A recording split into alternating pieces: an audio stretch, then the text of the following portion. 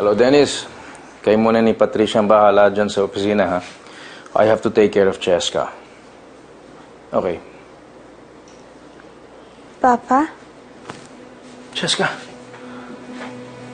Yeah, I'm glad you're back.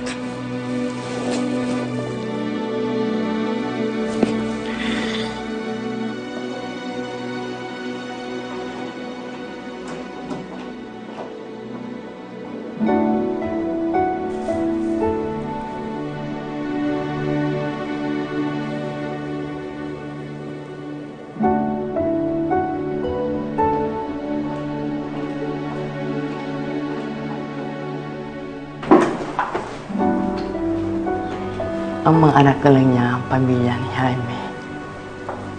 They mean the world to him. Huwag mo naman sanang sirain yun, Andrea.